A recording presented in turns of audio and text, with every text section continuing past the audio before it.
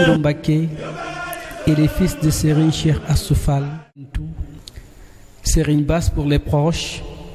malgré son ancrage dans la spiritualité et sa profonde culture islamique, digne de ses ancêtres vénérés,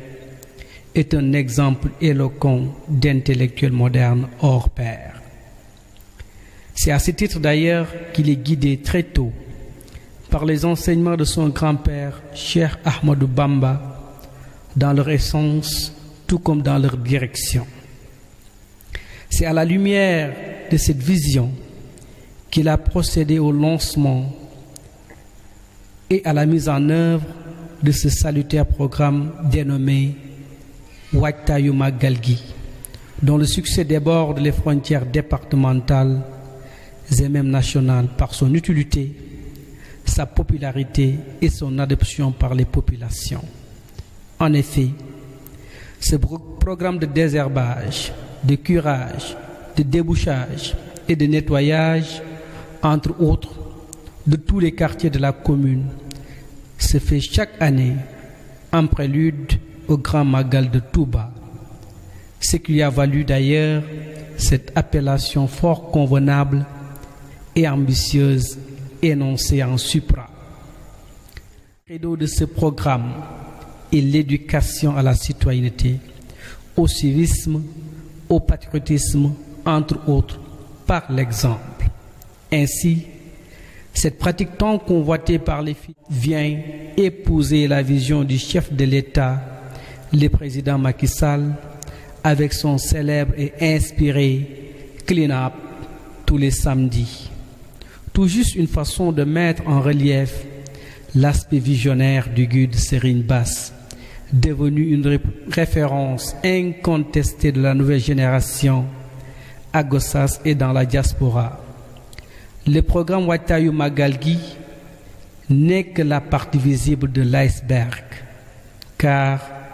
Serigne Bass est aussi un médiateur social inlassable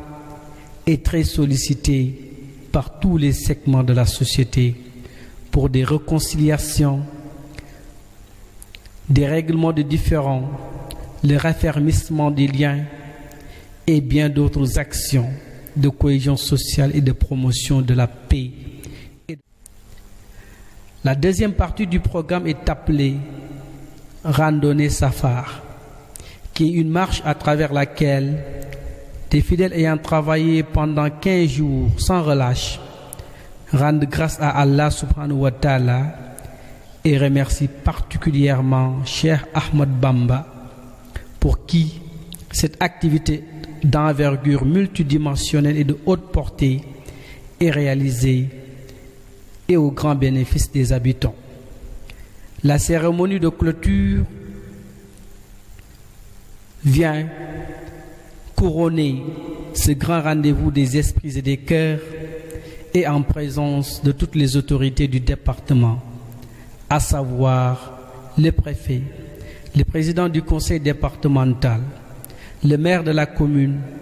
les commandants des brigades de la gendarmerie et des sapeurs-pompiers, l'inspecteur du CEDEPS, ainsi que toutes les notabilités religieuses et coutumières locales. En guise de conclusion, nous lançons un appel solennel de toutes nos autorités pour que les actions de Serigne Bassirou Mbacké, marquées du sceau de l'importance, de l'utile, du nécessaire, soient inscrites dans les agendas, du fait surtout qu'elles sont en phase avec la vision de son excellence le président Macky Sall. jaajëf. moom kontaan nañ ci liggéey bi liggéey si dëkk bi carrément dañoo kontaan dëgg amul fu mu yàggul quoi suñu kontaan nañ trop. li ni mel yombul ñu gis sëriñ bu taxaw jël askan dëkk yëpp. dëgg la nga taxawee leen ci wàllu liggéey ci jëmale ci seen maanaam ci seen bopp. li ni mel yombul ñu koy gis. yombul moom li moom wax dëgg yàlla yombul. lu jag Gossas ak lu fi baax rek ginnaaw yàlla yor be sëñ Touba jëmmi sëñ Bass Mbacké ak maam Cheikh Sarr waaw.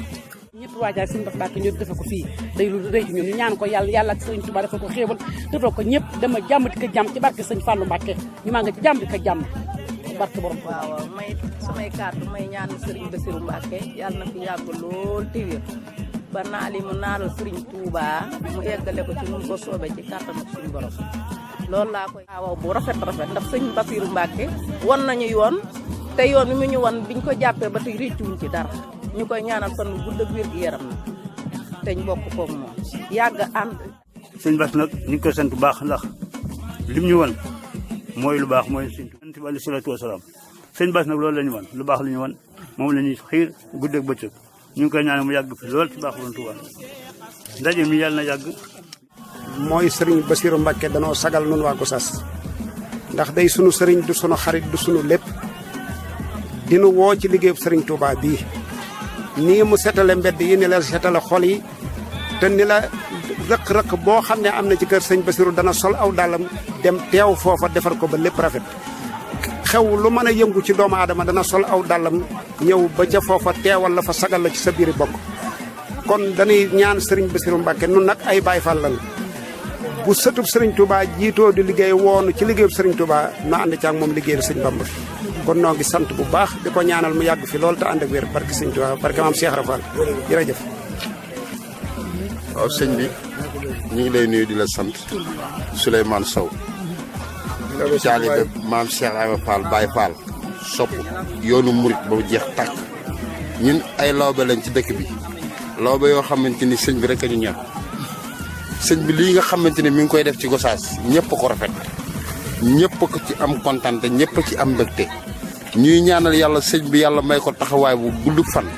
yàlla may ko kattan bu mu koy liggéey ak taalibe yi abadan laay man dape ci Gossas ndax Gossas benn bopp la kenn mënu koo xar ñaar ndax Gossas dafa ndaw kon sëñ bi tey taxawaay bii mu taxaw tey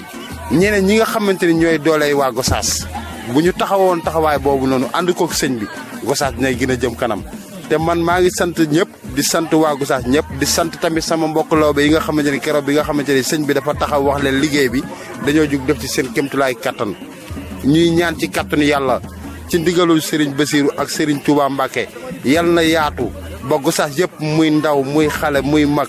diñ cee am Pastef bu mu mun a taxawee ba gis ci boppam ci kattanu yàlla Serigne Touba te yal na ko Serigne Touba Mbacké taxawu taxawaay bu rafet may ko tànk yu baax yu mu ko mun a liggéey ci kattanu yàlla Serigne Touba sëñ bi daal ñu ngi koy sant di ko gërëm ñu ngi koy sant di ko gërëm bu baax ñun lawbe moom amuñu poyam yàlla Serigne Touba lañ ko bàyyee ci kattanu yàlla yenent bi jërëjëf sëñ bi. maam Jaara bu sa jeng Touba Jaxaaw barke sëñ Fall ñoo ngi sant nag sëñ Bassirou Mbacké balay sa buri ndax lii lépp moom yàlla ak moom a tax ndax yàgg nañ fi te mënunoo am lii Cheikh Bassirou Mbacké moo ko fi taxawal balay sa buri yal na yàlla yokku fanam yal na yàlla yokku manam yal na yàlla yokk am ndimbalam noo ngi ci ginnaaw rek balay sa buri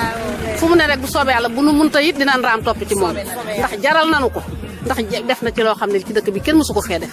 barke Seydina Mouhamed noo ngi soog a am nag ab sëriñ balay sa buri yal na ko fi yàlla yàggal te barke Seydina Mouhamed kon ñun ñëpp noo ngi ci ginnaaw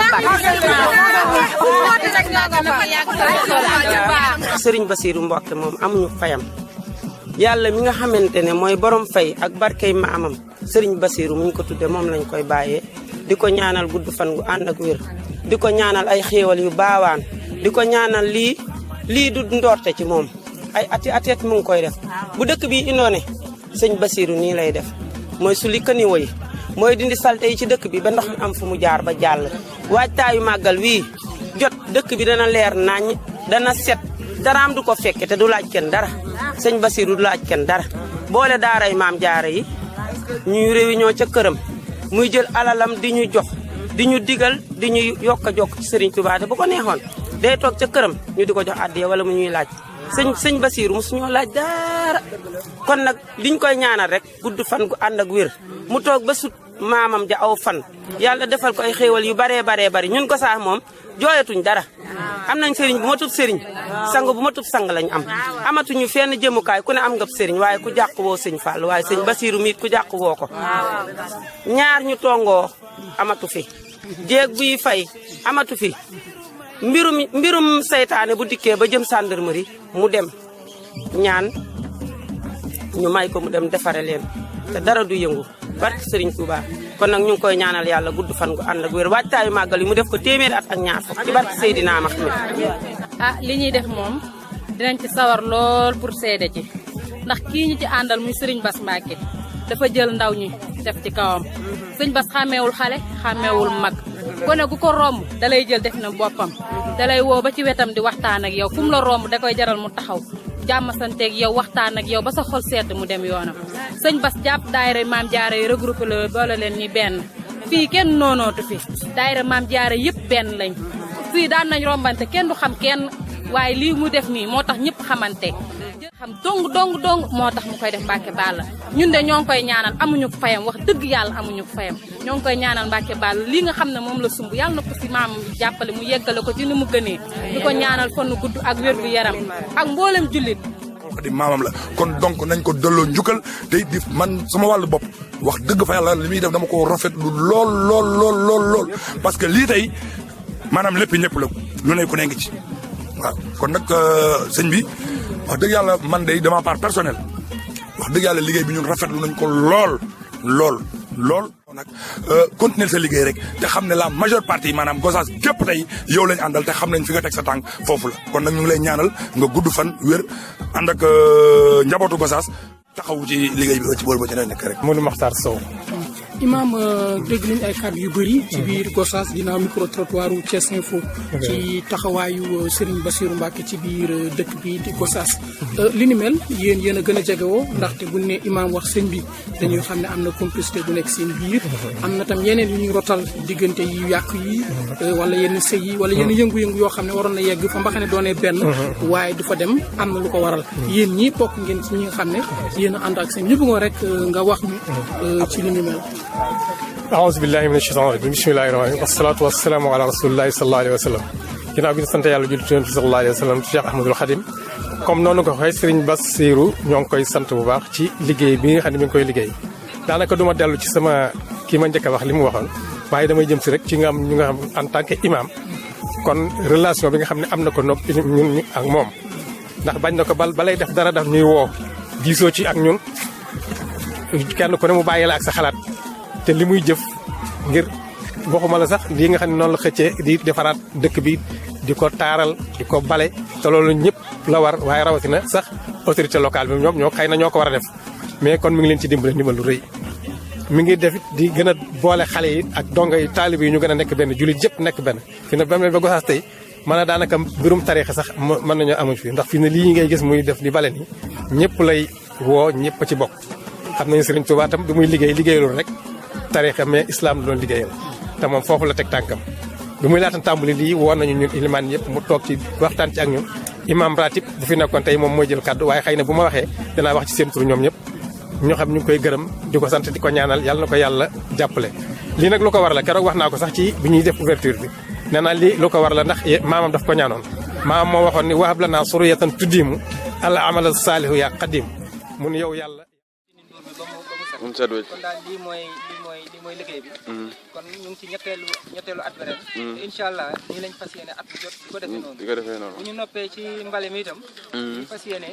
mooy dañu am benn programme boo xam ne dañ ko tuddee la brigade verte de Gossas fas yéene bu ñu jógee ci lii fexe nañu lijjante ay charrette ak ay mbaam ndax nit ñi mbalit mi daf leen jaaxal suñu dajalee mbalit mi ba noppi boo leen teree ñu tuur ko ci sën itam wutuloo leen solution du sotti waaw looloo tax ñu brigade boobu bëgg bu ñu jógee ci lii incha allah taxawal ko su ko defee quartier bu ne ñu fexe mu am ñaari charrette yi ñaari fan ñett yu ñu taxaw ci buntu kër yi jël récupérer mbalit mi dem collecté ji ko suñu boolee mbalit mi dajale ko ba noppi itam dañoo fas yéene trier mbalit mi génne li ciy mbuus li nga xam ne matière organique la ñu def ko compost li nga xam ne mbuus la itam ñu fexe niñ ko recycler incha allah lii mooy programme bi nga xam ne bu mbale mi matee loola ci loolu lañ jëm waaw kay jërëjëf Baye Cheikh Kane mi waxee woon moom amul xeej ak seen mbir la moo xam ne dañ koo jóg ngir defal ko jaam ñi église ba barki dem ci lañ dem ñoom itam ñu békke lool bu ñëwee di ma waxee dama leen wax ne ñun buñ koy seet bu ñuy def ñu ràññat leen sax église ak jumaa wala beneen gox dañuy defar rek maasale li ñuy jublu mooy dëkk bi baax dëkk bi nag bu baaxee ñëpp la baaxal Il va de soi que l'État, en tant que force collective organisée politiquement, est chargé d'assurer l'ensemble des services généraux d'une nation. Pour l'accomplissement de cette mission vaste et ambitieuse, Il crée des collectivités territoriales et les dote de moyens divers pour l'accompagner dans la prise en charge des préoccupations des administrés. Toutefois, force est de reconnaître que face à l'immensité de la tâche et des besoins changeant constamment, du fait des aléas d'un monde en pleine mutation et d'une nature de plus en plus hostile, les interventions de ces organisations politico-administratives peinent à satisfaire les attentes des populations. C'est dans ce contexte de modicité de moyens de l'État et de ses entités que des initiatives individuelles ou collectives allant dans le sens de venir en appoint à l'État et aux collectivités territoriales dans leurs engagements et obligations vis-à-vis des populations trouvent toute leur essence et leur symbolique. Et là, les actions humanistes et les actes citoyens intégrés, observés au quotidien dans l'œuvre de Serigne Bassirou Mbacké, constituent une illustration éloquente de ce que doit être un citoyen modèle.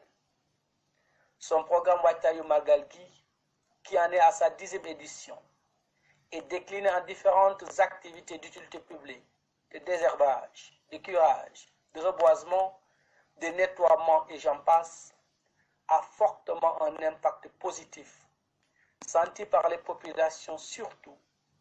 pendant l'hivernage avec les risques d'inondation et autres types d'insécurité pouvant hanter le sommet des populations. C'est là tout le sens de l'accompagnement de l'État et des collectivités territoriales qui doivent rendre ces actions citoyennes et désintéressées copiables, c'est imitable, à travers une forte vulgarisation, surtout en ces temps où nous vivons les conséquences de tous ordres du réchauffement climatique avec son lot d'inondations et d'autres dégâts, face à un type de citoyen peut-être attentiste et prompt à tout imputer à la responsabilité exclusive de l'État. Henry Longfellow nous enseigne-t-il pas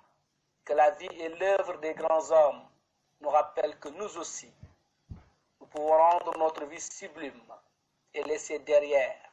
même après la mort, des empreintes sur le sable du temps. Les modèles de conviction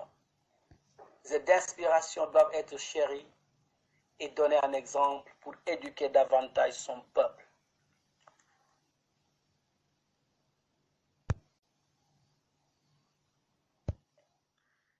Jefati Mbacké, que votre grand-père Khadim Rassoul guide davantage vos pas. Amen.